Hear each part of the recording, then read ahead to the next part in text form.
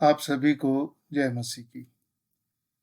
मंडली से रिलेटेड जो बातें चल रही हैं, जो दिक्कतें आई हैं, उनके संदर्भ में इस संदेश में जो गलत शिक्षाएं मैंने ऑब्जर्व करी हैं, मैंने देखी हैं, उनके बारे में चर्चा करना शुरू कर रहा हूँ। जैसा मैंने देखा है, हमारी मंडलियों में लोगों में कुछ वाक्यांशों को, कुछ वाक्यों को कहने का एक आदत सी बन गई है और जिन वाक्यांशों को, जिन वाक्यों को, जिन शब्दों को वो इस्तेमाल करते हैं, वो सब के सब एक ही स्रोत से निकल के आए हैं। और यदि लोगों से कहा जाए कि जो वाक्यांश आप कह रहे हैं, जो फ्रेज आप यूज कर रहे हैं, जो सेंटेंसेस, जो वाक्य आप यूज कर रहे हैं, तो क्या आप उनको समझा सकते हैं? उनके बारे में थोड़ा-सा विस्तार से बता सकते हैं कि ये क्या है, क्यों है, किस लिए इनको इस्तेमाल करना है? अभी तक तो कोई दे नहीं पाया है। मुझे नहीं लगता कि शायद कोई ऐसा होगा जो इसका कोई स्पष्ट उत्तर देने पाएगा। हाँ, जो जैसे मैंने पिछली बार कहा था, एक उत्तर जो है वो बहुधा अक्सर सुनने को मिलता है कि मेरा अगुआ कहता है, इस्तेमाल करता है, इसलिए मैं भी कहता हूँ, मैं भी इस्तेमाल करता हूँ और मेरे लिए ये पर्याप्त कारण है। इसके अतिरिक्त कोई और स्पष्टीकरण, कुछ और समझाना या उनके इन वाक्यांशों को, इन फ्रेजेस को यूज़ करने के पीछे क्या औचित्य है, रैशनल है, कोई नहीं समझा पाता। और जहाँ तक रहा ताल्लुक कि भई परमेश्वर के वचन से इनके बारे में दिखा दो कि इनको बोलने की क्या उपयोगिता है, तो वो भी वो नहीं कर पाते हैं। बोलने की आवश्यकता को, नेसेसिटी को तो रहने ही दीजिए। अगर सिर्फ उसकी उपयोगिता के बारे में भी पूछें, यूटिलिटी के बारे में भी पूछें, तो भी लोग जो हैं इन वाक्यांशों की, इन फ्रेजेस की ना तो यूटिलिटी या उपयोगिता बताने पाते हैं, ना ही इनकी नेसेसिटी या आवश्यकता को बताने पाते हैं। अब जो बहुत आम तौर से जो ये वाक्यांश और यानी फ्रेज और सेंटेंसेस यानी वाक्य मंडलियों में, मंडली के लोगों में इस्तेमाल किए जा रहे हैं, वो कुछ को मैं आपके सामने रखता हूँ। जैसे प्रभु यीशु का लहू या क्रूस पर बहा लहू अपने ऊपर या अपनी प्राणदेह आत्मा पर लेकर आते हैं, शैतान को बांध देते हैं। प्रभु, मैं ये नहीं कर सकता हूँ, आप ही मेरे लिए इसको करके दें। हम क्रूस अप्लाई करते हैं, हम क्रूस अप्लाई करते हैं, इसके साथ साथ कभी कहते हैं हम लहू लगाते हैं, लहू से बांधते हैं, लहू से ढांपते हैं, इत्यादि इत्यादि। और जो ये कुछ अभिव्यक्तियां, जो एक्सप्रेशंस जिन्हें सामान्यतः या बहुत कॉमनली यूज किया जाता है, इनकी कोई तुक या तर्क नहीं समझ, मतलब इनको कहने का क्या इसके पीछे संदर्भ या क्या इसके पीछे बात हो सकती है, वो समझ में नहीं आता। क्योंकि मंडली के एक या दो अगुवे इनको इस्तेमाल करते हैं, इनके बारे में कहते हैं, इनको उपयोग करने के बारे में सिखाते हैं, इसलिए लोग जो है बस क्योंकि उन्होंने कहा है इसलिए करते चले जा रहे हैं। वचन में है कि नहीं है, इससे कोई मतलब नहीं है। हम आने वाले दिनों में इन वाक्यांशों को, इन फ्रेजेस को अलग अलग एक एक करके देखना शुरू करेंगे और बाइबल से इनका एनालिसिस या विश्लेषण और इनके बारे में सीखना, देखना, जानना शुरू करेंगे। लेकिन इन गलतियों में जाने से पहले, इन गलतियों के बारे में जानने से पहले मैं एक बात बहुत स्पष्ट कर देना चाहता हूं। कृपया गलत मत समझिए, इसका कोई गलत अर्थ मत निकालिए। मैं ये नहीं कह रहा हूं कि जो लोग ये कहते हैं या कहलवाते हैं या जिनसे ये बातें शुरू हुई हैं, वो अविश्वासी हैं या विश्वासी नहीं है।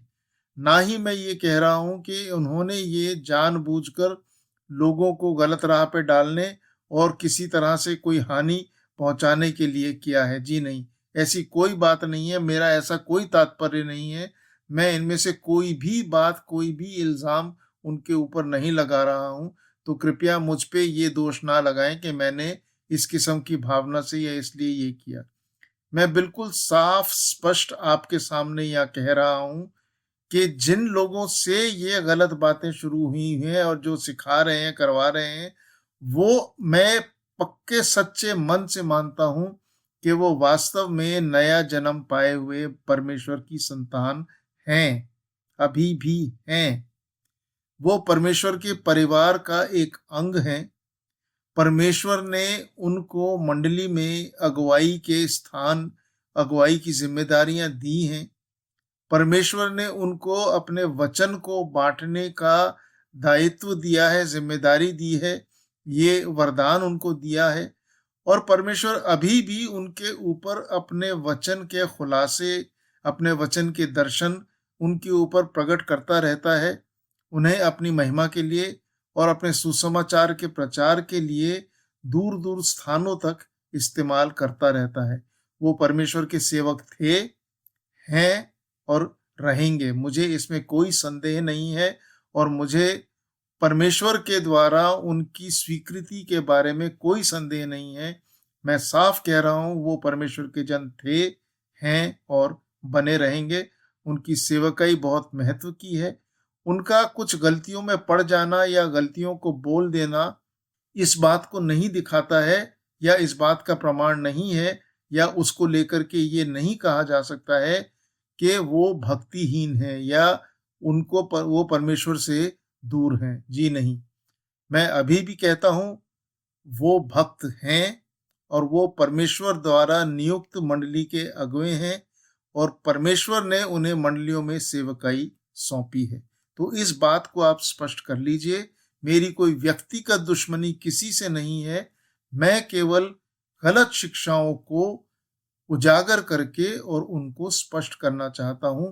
केवल मेरा इतना उद्देश्य है। मेरा मन किसी को नीचा दिखाने का, अपने आप को ऊंचा बढ़ाने का बिल्कुल नहीं है। जो जहां है वो वहां वैसा ही रहेगा। परमेश्वर ने जिसको जहां स्थापित किया है वो वहां वैसा ही बना रहेगा। मेरा किसी की अगुवाई से कोई लेना देना नहीं है। मेरा मतलब सिर्फ गलत शिक्षाओं से है, चाहे कोई भी कहे, कुछ भी करे। अगर परमेश्वर ने मुझे गलत शिक्षाओं के बारे में दिखाया है तो मैं उसकी उन गलत शिक्षाओं को उजागर करूंगा, प्रकट करूंगा। I will expose them. अब अपने विषय के ऊपर हम वापस आते हैं। जैसा हमने पिछली बार भी कहा है और इससे पहले भी कहा है कि जैसा बाइबल के उदाहरणों से भी हमने पिछली बार भी देखा था, परमेश्वर ने ये बात बिल्कुल स्पष्ट अपने वचन में कह दी है, लिखवा दी है कि जो भी उसके पास आएगा, उसकी आराधना करेगा, those who approach him and worship him, उन्हें उस रीति से, उस तरीके से उसके पास आना और आराधना करनी होगी जैसा उसने अपने वचन में कहा है, दिया है। कोई भी अपनी मन मर्जी से कोई भी विधि बना के किसी भी तरह से परमेश्वर के पास आ नहीं सकता। परमेश्वर किसी के हाथ की कठपुतली नहीं है, किसी के हाथों का गढ़ा हुआ कोई देवता नहीं है जिसके साथ मन मर्जी के अनुसार व्यवहार कर ले।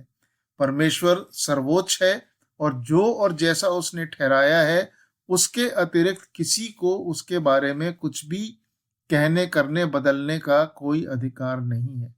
फिर हमने पिछले संदेश में देखा था, दूसरा पत्रस पहला अध्याय 3 और 4 पद में, कि जीवन और भक्ति से संबंधित सब कुछ, सारी बातें परमेश्वर ने अपने वचन में हमें पहले से दे दी हैं।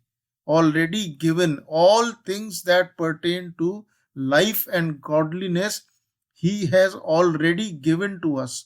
और साथ साथ इस संसार की सड़ाहट से बचने और ईश्वरीय स्वभाव के संभागी होने का तरीका भी दे दिया है। तो ये चार बातें दूसरा पत्रस पहला अध्याय 3 और 4 पद से हमने देखी थी कि परमेश्वर इन बातों को ऑलरेडी हमें दे चुका है, दे देगा नहीं, दे चुका है। इसलिए अब जो भी हमारे लिए आवश्यक है, परमेश्वर के लोगों के लिए आवश्यक है, जब वो हमारे हाथ में है तो किसी अन्य चीज को लाने, डालने, बनाने, बताने की क्या आवश्यकता है।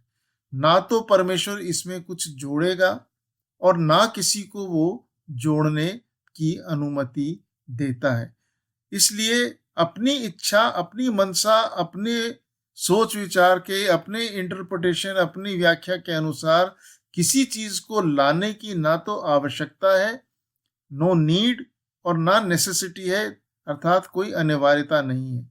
जो और जैसा और जितना परमेश्वर ने दिया है वो और वैसा उतना ही जीवन और भक्ति से संबंधित हर बात के लिए पर्याप्त है, संसार की सड़ाहट से बचने के लिए पर्याप्त है, ईश्वरीय स्वभाव के, डिवाइन नेचर के संभागी होने के लिए पर्याप्त है। परमेश्वर ना तो अपने वचन में कुछ जोड़ता है ना उसमें से निकालता है, उसका वचन सिद्ध है, और उसने इस बात के लिए भी मना किया है कि उसके वचन में ना तो कोई कुछ जोड़े और ना कुछ उसमें से निकाले। जो ऐसा करेगा उसके बहुत गंभीर परिणाम होंगे। अब परमेश्वर के वचन को समझने के लिए, उसके मतलब निकालने के लिए, उसकी व्याख्या के लिए दो बहुत महत्वपूर्ण बातें हैं जिन्हें हमें समझना चाहिए, जिनके आधार के ऊपर हमें परमेश्वर के वचन की व्याख्या करनी चाहिए। सबसे पहली बात है कि हमें हर एक चीज उसके संदर्भ में, यानी आगे और पीछे क्या लिखा है, किस विचारधारा के साथ लिखा है, किन बातों के साथ लिखा है, वो संदर्भ को, इमीडिएट कॉन्टेक्स्ट को हमें हमेशा ध्यान में रखना है। हर एक चीज को उसके इमीडिएट कॉन्टेक्स्ट में, यानी जो आगे पीछे ऊपर नीचे उसके लिखा है, उसके साथ जो लिखा गया है उसके साथ उसको देखना, समझना और पालन करना है। किसी भी चीज को अगर हम उसके कंटेक्स्ट में से निकालेंगे तो हम बहुत गलतियों में पड़ जाएंगे। और ना केवल इमीडिएट, ना केवल तुरंत जो वहां पे लिखा है वहीं का, हाथ के हाथ का कंटेक्स्ट ही नहीं, हाथ के हाथ का संदर्भ ही नहीं, लेकिन परमेश्वर के वचन में अन्य स्थानों पे लिखा हुआ, यानी रिमोट कंटेक्स्ट, जो और स्थानों पे उस बात या उस विचार से संबंधित जो पद दिए गए हैं, जो शिक्षाएं दी गई हैं, वहां पे क्या कहा गया है, इन दोनों का ध्यान रखना है। वहीं का, हाथ के हाथ का भी और दूर का भी, इमीडिएट कंटेक्स्ट और रिमोट कंटेक्स्ट। और हर व्याख्या जो है वो इन दोनों को, उसको पूरा करना है। It must satisfy both the immediate as well as remote context. जो हाथ के हाथ का है और जो दूर का है, उन दोनों को उसके साथ बिल्कुल ठीक बैठना चाहिए, सटीक बैठना चाहिए। अगर वो कहीं पे भी कोई विरोधाभास आ रहा है, कोई कॉन्ट्रडिक्शन आ रहा है, तो वो व्याख्या गलत है और उस व्याख्या को स्वीकार नहीं करना। That interpretation is wrong and must not be accepted. दूसरी बात, परमेश्वर के वचन में कोई शब्द या वाक्यांश, यानी वर्ड और फ्रेज किस तरह से यूज किया गया है, इस्तेमाल किया गया है, किस अर्थ के साथ किया गया है, क्या बात कहने के लिए, क्या क्या संदेश देने के लिए इस्तेमाल किया गया है, इन बातों को हमेशा ध्यान में रखना चाहिए। किसी भी शब्द या वाक्यांश का या पद का जो दुरुपयोग जो है, अर्थात किसी ऐसे तरीके से, किसी इस रीति से इस्तेमाल करना जैसा वो परमेश्वर के वचन में इस्तेमाल नहीं हुआ है, वो परमेश्वर के वचन को भ्रष्ट करने के बराबर है और परमेश्वर इस बात को हल्के में नहीं लेता। अब इसके 3 उदाहरण आपके सामने रखता हूं। सबसे पहले, हम प्रभु यीशु मसीह की सेवकाई आरंभ होने से पहले, उसके बपतिस्मे के बाद जो 40 दिन वो जंगल में रहा, उपवास में रहा और उसकी परीक्षा हुई, उसके संदर्भ में अगर देखें तो 40 दिन के अंत में 3 परीक्षाओं के बारे में जो शैतान ने ली वो लिखा गया है। बाकी परीक्षाओं की डिटेल नहीं है, सिर्फ 3 परीक्षाओं की डिटेल जो बिल्कुल अंत में हुई वो मत्ती 4 अध्याय में भी और लूका 4 अध्याय में भी आरंभ में ही लिखा हुआ है। अब इन तीनों परीक्षाओं में जो शैतान ने प्रभु की, हम देखते हैं कि शैतान ने प्रभु के सामने परमेश्वर के वचन से किसी बात को रखा कि वो उनके झांसे में आके पाप कर बैठे, उसके सामने दंडवत कर ले या उसके सामने किसी रीति से झुक जाए। अब यहाँ ध्यान देने की बात है कि प्रभु ने शैतान को जब जवाब दिया तो उस पे इस बात का दोष नहीं लगाया, आरोप नहीं लगाया कि वो परमेश्वर के वचन को तोड़ मरोड़ कर प्रस्तुत कर रहा है, उसमें काट छांट करके, घटा बढ़ा करके कुछ कह रहा है। प्रभु ने ये बात नहीं कही। मतलब क्या है? शैतान ने जो बात वचन में से निकाल के प्रभु के सामने रखी, उसमें शैतान ने कोई काटा छांटी नहीं की थी। वो सटीक वचन, वो लेख, वो टेक्स्ट बिल्कुल सही था, वैसे ही का वैसा था। लेकिन प्रभु ने उसको जो उत्तर दिया, निरुत्तर किया, उसको जो हमला जो शैतान उसको कर रहा था, प्रभु पे कर रहा था, उस हमले को जो विफल किया, वो उसने वचन में अन्य स्थानों पे उसी बात के संदर्भ में लिखी गई बातों के इस्तेमाल के द्वारा किया। प्रभु ने हर बार कहा, यह भी लिखा है, यह भी लिखा है, यह भी लिखा है। तीनों बार प्रभु ने ऐसा कहा। मतलब प्रभु जो है वो शैतान की बातों को काटने के लिए रिमोट कंटेक्स्ट का इस्तेमाल कर रहा था। मतलब अन्य स्थान पे वचन में जो बात लिखी है उसके आधार के ऊपर उसको, उसके झूठ को दिखा रहा था। एक इमीडिएट कंटेक्स्ट में तुरंत जो लिखा है उसके सिर्फ आधार के ऊपर लें तो शैतान उसको इस्तेमाल करके प्रभु को दिखाना चाह रहा था कि देख तेरे लिए ऐसा लिखा है। लेकिन प्रभु ने वचन में अन्य स्थानों पे जो उसी संदर्भ में बात लिखी गई थी उसे सामने लाके दिखा दिया कि वो इमीडिएट कंटेक्स्ट का गलत रीति से इस्तेमाल कर रहा है, झूठ बुलवार जो बोल करके प्रभु को गिराने की कोशिश कर रहा था। शैतान कर क्या रहा था? वो परमेश्वर के वचन का, पवित्र शास्त्र का शब्दों को ले रहा था, उसमें लिखे गए शब्दों को ले रहा था, लेकिन जिस तात्पर्य से, जिस अर्थ से, जिस बात के लिए, जिस संदर्भ में, जिस मैसेज को देने के लिए, जिस संदेश को देने के लिए उनको वहां लिखा गया था, वैसा लिखा गया था, वो उसको बदल दे रहा था। शब्द वही थे, उनका उपयोग गलत था। और इसलिए जो प्रभु ने जो रिमोट कंटेक्स्ट को वचन के अन्य स्थानों पर लिखी गई बातों को लेकर के और उसको सही किया। दूसरा उदाहरण हम देखते हैं कि अय्यूब की पुस्तक के अंत में आकर के जब अय्यूब पश्चाताप कर चुका, परमेश्वर ने उसको बहाल कर लिया, उसको आशीष का बात हो गई, तो वहां पे दो बड़े रोचक पद लिखे हुए हैं। अय्यूब की पुस्तक के 42 अध्याय के 7 और 8 पद में आप देखिए, जोब चैप्टर 42 वर्सेस 7 एंड 8। अय्यूब 42 अध्याय 7 और 8 पद। अब यहाँ पे लिखा है, मैं आपके सामने हिंदी में पढ़ रहा हूं।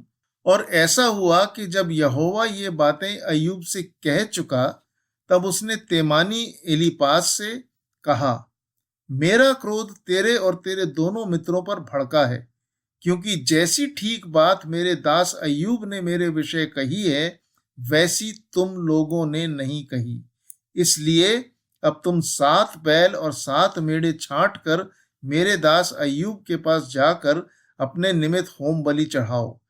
तब मेरा दास अय्यूब तुम्हारे लिए प्रार्थना करेगा, क्योंकि उसी की मैं ग्रहण करूंगा, और नहीं तो मैं तुमसे तुम्हारी मूढ़ता के कारण योग्य बर्ताव करूंगा, क्योंकि तुम लोगों ने मेरे विषय मेरे दास अय्यूब की सी ठीक बात नहीं कही।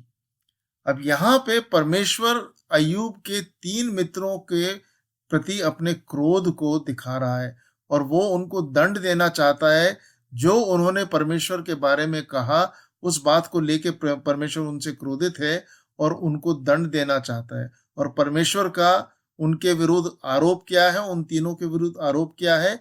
जैसा 7 पद के अंत में लिखा हुआ है, क्योंकि जैसी ठीक बात मेरे दास अय्यूब ने मेरे विषय कही, वैसी तुम लोगों ने नहीं कही। अब जिन्होंने अय्यूब की पुस्तक को पढ़ा है, थोड़ा सा विचार किया है, गंभीरता से पढ़ा है, वो जानते हैं कि इस पूरी पुस्तक में परमेश्वर के पक्ष में होके ये तीनों अय्यूब के मित्र बोलते चले आए हैं। उन्होंने जो भी बोला, परमेश्वर को सही ठहराने के लिए, परमेश्वर जो कर रहा है उसको सही ठहराने के लिए कहा। जबकि अय्यूब अपने आप को सही ठहराना मांग रहा था। परमेश्वर पे अय्यूब ने इस बात का भी इल्जाम लगाया कि परमेश्वर उसके साथ न्याय नहीं कर रहा है, उसकी जो भलाइयां उसने की हैं उनकी अनदेखी कर रहा है। आदि आदि बातें भी अय्यूब ने परमेश्वर के विरोध में कही। लेकिन इन तीनों ने जो भी बात कही परमेश्वर के पक्ष में कही, अय्यूब को यह समझाने के लिए कही कि तेरे में ही कुछ गलत है, परमेश्वर तो कभी गलती करता नहीं, वो तो सही है, तुझ में ही कुछ गलत है और इसलिए तू इन सब बातों को भुगत रहा है। इनके बीच में जब ये वार्तालाप शुरू हुआ था तब अय्यूब ने उनको चिताया भी था, चेतावनी भी दी थी। अय्यूब के 13 अध्याय के 7 पद में अय्यूब उनसे कहता है, जोब चैप्टर 13 वर्स 7, अय्यूब 13:7, क्या तुम ईश्वर के निमित्त टेढ़ी बातें कहोगे और उसके पक्ष में कपट से बोलोगे? ईश्वर के निमित्त और उसके पक्ष में, लेकिन बातें कैसी थी? टेढ़ी थी और कपट की थी। तो ये बातें जो थी वो ना अय्यूब को स्वीकार थी और ना ही बाद में परमेश्वर को स्वीकार्य थी। अंत में आकर के हम देखते हैं कि अय्यूब सही ठहरा, खरा ठहरा और उसको आशीष भी मिली, जबकि ये मित्र जो परमेश्वर के पक्ष में बोलते चले आए थे, परमेश्वर की ओर से बोलते चले आए थे, ये दोषी ठहराए गए और परमेश्वर के लिए सही बात न कहने के कारण उनके ऊपर भारी दंड का एक तलवार लटकने लगी कि अय्यूब के हाथ में था कि वो उनको बख्शता है कि नहीं बख्शता है, उनके लिए प्रार्थना करता है कि नहीं करता है। परमेश्वर के पक्ष में कह रहे हैं, लेकिन हर बात परमेश्वर को जो उन्होंने कही ग्रहण नहीं थी। परमेश्वर के पक्ष में बोली हुई बात के कारण भी परमेश्वर उनसे नाराज था। तो हमारे लिए यहाँ पे क्या शिक्षा है? सही बातें भी, ऐसी बातें भी जो परमेश्वर के पक्ष में है या परमेश्वर की भक्ति की सी प्रतीत होती हैं, चाहे वो श्रद्धा के साथ परमेश्वर को महिमा देने के उद्देश्य से, परमेश्वर को सही ठहराने दिखाने के उद्देश्य से क्यों ना बोली जाए, लेकिन यदि वो गलत हैं, गलत तरीके से बोली गई हैं, गलत अभिप्राय से बोली गई हैं या गलत उपयोगिता के साथ बोली गई हैं, जैसी परमेश्वर के वचन के अनुरूप या अनुसार नहीं है, which are not according to what has been given in God's word, तो वो परमेश्वर को स्वीकार्य नहीं है। They are not acceptable to God. वरन उनसे परमेश्वर क्रोधित होता है। They anger God, और परमेश्वर ऐसे लोगों को शब्दों के दुरुपयोग के कारण घोर दंड देने के, सीवियर पनिशमेंट देने के पक्ष में रहता है। सही बात, पवित्र शास्त्र में लिखे गए लेख की बात, लेकिन अनुचित रीति से या गलत अर्थ के साथ या जिस मतलब, जिस अर्थ, जिस अभिप्राय के साथ वो नहीं कही गई हैं, उस अभिप्राय के साथ कहना परमेश्वर को क्रोधित करता है, उसे प्रसन्न नहीं करता। और जो लोग इस तरह से परमेश्वर के वचन के लेख का दुरुपयोग करते हैं, परमेश्वर उन्हें भारी दंड के योग्य ठहराता है। तीसरी बात हम यशाया के पहले अध्याय में देखते हैं। यशाया नबी की पुस्तक के पहले ही अध्याय में देखते हैं कि परमेश्वर यशाया में होके अपने लोगों इस्राएलियों से बात कर रहा है। आप यशाया पहला अध्याय 3 पद और 8 पद में देखेंगे कि परमेश्वर इस्राएल के लोगों से, अपनी प्रजा से बात कर रहा है। लेकिन पहले अध्याय के 10 पद में आके परमेश्वर उन्हें सदोम और गमोरा के लोगों के बराबर ठहरा दे रहा है। उनके कामों के कारण, उनके व्यवहार के कारण परमेश्वर उन्हें सदोम और गमोरा के लोगों के तुल्य ठहरा दे रहा है। और यशाया के पहले अध्याय के 13 और 14 पद में परमेश्वर आकर के उनको डांट मारता है, उनको कहता है कि मैं तुमसे अघा गया हूँ, खिसिया गया हूँ, तुम्हारे पर्व मनाने, त्योहार मनाने, बलिदान चढ़ाने, सबत मनाने, नए चांद मनाने, ये वो करने, इन बातों से मैं जी से अघा गया हूं, मुझे घृणा आती है, मैं इनको सहन नहीं कर सकता। लेकिन ध्यान देने योग्य बात क्या है? विचार कीजिए। ये इस्राएली जो पर्व मना रहे थे, जो भेंट बलिदान चढ़ा रहे थे, जो सबत मानते थे, वो सब कहां से आए थे इनके पास? परमेश्वर ने ही तो दिए थे, परमेश्वर की व्यवस्था का ही तो भाग थे। लेकिन अब इन्होंने परमेश्वर की व्यवस्था में अपने मन की, अपने विचारों की, अपनी इच्छा के अनुसार बातों को मिला दिया था, डाल दिया था। और जहां मनुष्य के वचन, मनुष्य की बातें, मनुष्य के विचार परमेश्वर के वचन के साथ मिलते हैं, वो मिलावट परमेश्वर के वचन की शुद्धता को, प्योरिटी को नष्ट कर देती है। वो वचन भ्रष्ट हो जाता है। That word gets corrupted. अब ये भ्रष्ट वचन के अनुसार व्यवहार कर रहे थे। Now they were acting according to the corrupted word, क्योंकि वो अपने मन के हिसाब से करी हुई बातों को उसमें मिला के कर रहे थे। जैसा मत्ती 15 अध्याय में 9 पद में यशाया को उदाहरण देते, उसको कोट करते हुए, उसका हवाला देते हुए प्रभु कहता है कि यशाया नबी कहता है कि ये व्यर्थ मेरी उपासना करते हैं, क्योंकि परमेश्वर के वचनों में अपनी बातों को मिला देते हैं। और इसलिए जो बातें उन्होंने मिलाई, जिसके कारण वचन भ्रष्ट हुआ, अब परमेश्वर उस वचन को अपना वचन नहीं कह रहा। अब वो कह रहा है तुम्हारे नियत पर्व, तुम्हारे बलिदान, तुम्हारे सबत, तुम्हारे नए चांद। अब वो परमेश्वर उनको अपना भी नहीं कह रहा, तिरस्कार कर दिया, अस्वीकार कर दिया। अब उसको तुम्हारे कह रहा है। अब वो परमेश्वर के नहीं रहे, अब वो लोगों के हो गए। और इसी तरह से हम प्रभु यीशु मसीह की पृथ्वी की सेवकाई के समय में देखते हैं कि प्रभु यीशु मसीह ने मंदिर को, परमेश्वर के मंदिर को डाकुओं की खो कहा। उस मंदिर में पर्व मनाए जाते थे, भेंट बलिदान चढ़ाए जाते थे, लोग उपासना आराधना के लिए आते थे। हम कई जगह वचन में पढ़ते हैं कि प्रभु स्वयं मंदिर में जाया करता था, वहां पे लोगों से बात किया करता था। कई एक उदाहरण, कई एक वहां की जो घटनाएं हुई उनके बारे में वचन में लिखा है।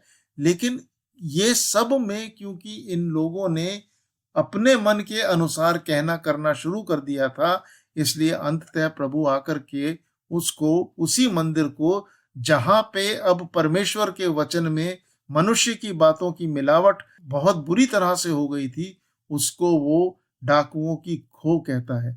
वहां के सारे भेंट बलिदान, तौर तरीके, जो रिचुअल्स थे, जो फीस्ट थे, जो सैक्रिफाइसेस थे, उन सब से प्रभु को कोई मतलब नहीं। वो सब का सब व्यर्थ हो गया, क्योंकि उसमें मनुष्यों की बातें मिला ली गई। और आप, इतिहास गवाह है, आपने वचन पढ़ा है तो आप जानते हैं कि यशाया की सेवकाई के कुछ साल के बाद इस्राएल बंधुआई में चला गया और उसको ले जा करके अपने देश से निष्कासित करके उसको अशूर और बेबीलोन के राजा पकड़ के अपने यहाँ लेके चले गए।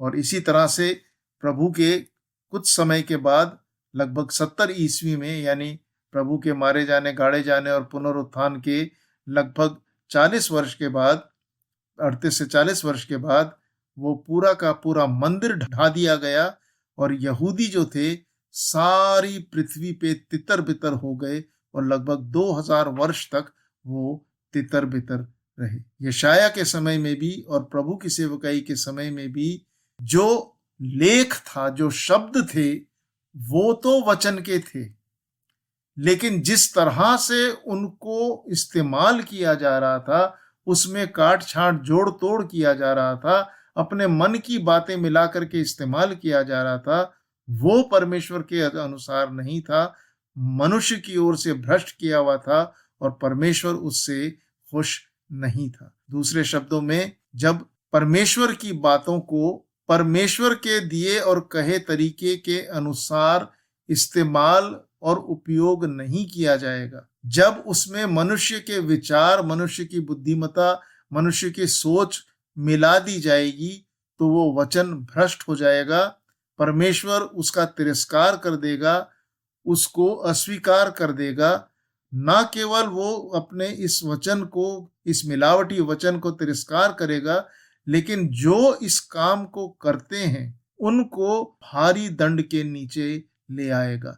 उसने, ध्यान कीजिए, यशाया में उनको सदोम और गमोरा के लोग कहा, और ध्यान कीजिए कि इस्राएलियों का और परमेश्वर के मंदिर का क्या हाल हुआ।